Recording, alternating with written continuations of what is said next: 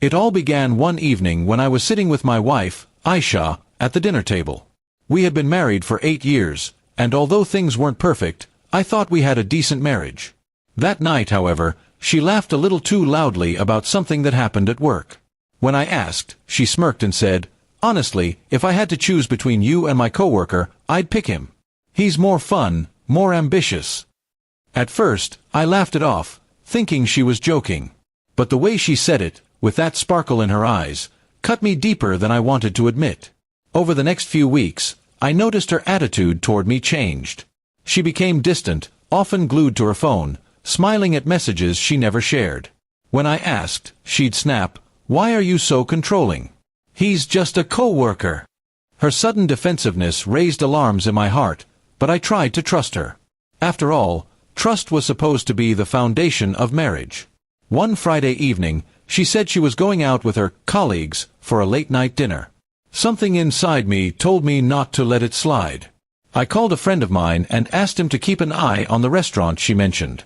A few hours later, my phone buzzed with a message from him, a photo of my wife, holding hands with her coworker, laughing like a teenager in love. My chest felt heavy, but I didn't confront her right away. Instead, I waited. When she came home that night, pretending to be exhausted from work, I simply asked, "How was dinner?" She lied smoothly, telling me about team discussions and office jokes. I nodded, but inside, I was already planning what to do next. The following week, I decided to test her. I told her I had to travel for work over the weekend. She seemed unusually happy about my absence, almost relieved. That's when I set up a small camera in our living room, just in case she decided to bring her friend over. It hurt me to go to that extent, but my gut told me I wasn't wrong. On Saturday night, I sat in my car outside the house, watching the camera feed on my phone. Around 9 p.m., my wife walked in with the same coworker she had once bragged about. They laughed, kissed, and acted as if my home was theirs. My heart broke, but at the same time, my anger pushed me beyond tears. I recorded everything. The next morning, I confronted her calmly. I played the video in front of her, and her face went pale. She stammered excuses. "It's not what it looks like. I was confused. He means nothing to me." But the truth was clear. She had already made her choice long ago, the night she joked about preferring him over me. Instead of yelling or throwing things, I quietly told her, "Pack your things. You've already chosen him, now live with that choice." She tried to beg, saying it was a mistake, but the betrayal was too deep.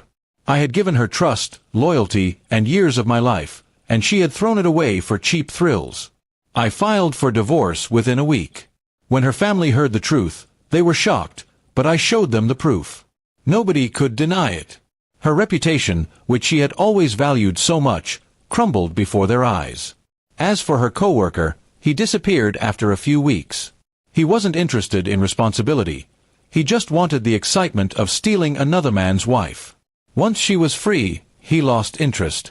The same woman who once bragged about choosing him over me was now left completely alone.